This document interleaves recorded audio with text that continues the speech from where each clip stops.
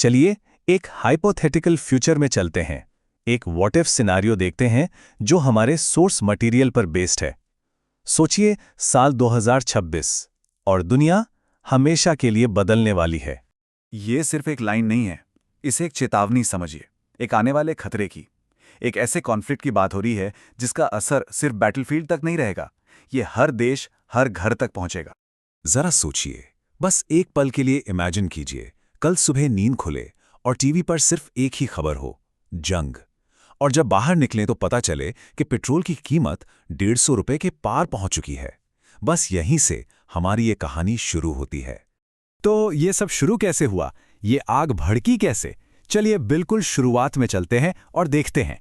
तारीख है 28 फरवरी 2026। रात का गहरा अंधेरा है और अचानक ईरान के आसमान में कुछ फाइटर जेट्स नजर आते हैं। और बस कुछ ही सेकंड्स में जोरदार धमाकों की आवाजें गूंजती हैं। टारगेट ईरान की न्यूक्लियर फैसिलिटीज और मिसाइल बेसिस। लेकिन ईरान चुप बैठने वालों में से नहीं है। कुछ ही घंटों के अंदर वो पलटवार करता है, मिसाइल्स की बौछार से, और बस एक फुल स्केल वॉर शुरू हो चुकी है। लेकिन सवाल ये है कि आखिर ये सब हुआ क्यों? इतनी बड़ी जंग छिड़ कैसे गई? इसके पीछे की वजह क्या थी? हमारे सोर्स के मुताबिक इसकी 3 बड़ी वजहें हैं। सबसे पहली, न्यूक्लियर डर। अमेरिका और इजराइल को लगता है कि ईरान सीक्रेटली एक न्यूक्लियर बॉम्ब बना रहा है। दूसरी वजह है तेल और कंट्रोल। देखिए, मिडिल ईस्ट दुनिया का ऑयल हब है। जिस किसी का भी यहां कंट्रोल होगा वो पूरी दुनिया की इकोनॉमी को कंट्रोल कर सकता है। और तीसरी और शायद सबसे गहरी वजह वो है 40 साल से भी ज्यादा पुरानी दुश्मनी, एक ऐसा मिसट्रस्ट जो वक्त के साथ बढ़ता ही गया। अब देखिए, जब दो इतनी बड़ी ताकतें टकराती हैं तो उसके झटके सिर्फ उन तक ही नहीं रहते, इसकी लहरें पूरी दुनिया में महसूस होती हैं।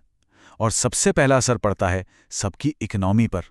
जैसे ही जंग शुरू होती है, पूरी ग्लोबल ऑयल सप्लाई चेन, मतलब तेल आने जाने का जो पूरा सिस्टम है, वो ठप पड़ जाता है। समुद्र में जहाज रुक जाते हैं, सप्लाई लाइंस टूट जाती हैं और नतीजा, तेल की कीमतें रातों रात आसमान छूने लगती हैं। और इसका सीधा असर कहाँ दिखता है? पेट्रोल पंप्स पर। हमारे इस हाइपोथेटिकल सिनारियो में पेट्रोल का दाम 150 रुपए पर लीटर के भी पार चला जाता है। सोचिए, पुराने और नए दाम में इतना बड़ा फर्क। ये किसी भी आम इंसान की जेब पर एक डायरेक्ट अटैक जैसा है। मतलब ये जंग सिर्फ सरहदों पर नहीं लड़ी जा रही, ये तो हर घर के बजट पर भी लड़ी जा रही है। तो जब पूरी दुनिया में ये हाल है और हर घर का बजट हिल चुका है, तो भारत जैसी एक तेजी से बढ़ती इकोनॉमी के लिए चैलेंजेस क्या होते हैं? चलिए अब इस पर नजर डालते हैं।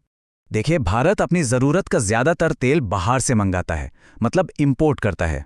तो जाहिर है, जब दुनिया में दाम बढ़ेंगे तो यहाँ भी पेट्रोल डीजल महंगा होगा, और जब डीजल महंगा होता है तो ट्रांसपोर्ट महंगा हो जाता है, और फिर सब्जियों से लेकर हर ज़रूरी चीज़, सब कुछ महंगा हो जाता है। मतलब महंगाई की सीधी मार। और इन सबसे भी बड़ी एक चिंता है मिडिल ईस्ट में जो लाखों भारतीय काम कर रहे हैं, उनकी सेफ्टी की, उनकी सुरक्षा की।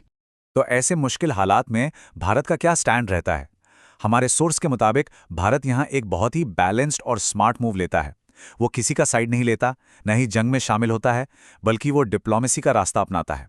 मतलब बातचीत से, कूटनीति से मसला सुलझाने की बात करता है और शांति बनाए रखने की अपील करता है। तो अब हम इस पूरे सिनेरियो के अंत की तरफ बढ़ रहे हैं, और यहाँ एक बहुत बड़ा सवाल खड़ा होता है कि आगे क्या होगा? क्या ये जंग और भड़केगी और देश भी इसमें कूद पड़ेंगे, या फिर क्या कोई पीस डील हो पाएगी? एक्सपर्ट्स का तो यही मानना है कि अगर इस आग को वक्त पर काबू नहीं किया गया तो ये एक वर्ल्ड वॉर जैसी सिचुएशन भी बना सकती है। क्योंकि आखिर में एक बात तो बिल्कुल साफ है, जंग में जीत किसी की भी हो, असल में हार तो इंसानियत की ही होती है। हर एक बम जो गिरता है वो किसी का घर तोड़ता है, हर मिसाइल किसी की जिंदगी तबाह कर देती है। तो सबसे जरूरी सवाल यही रह जाता है, इस पूरे सिनारियो को समझने के बाद क्या लगता है, क्या ये जंग रुक पाएगी या दुनिया एक और बहुत बड़े कॉन्फ्लिक्ट की तरफ बढ़ रही है? ये एक ऐसा सवाल है जिसका जवाब हम सबको सोचना होगा।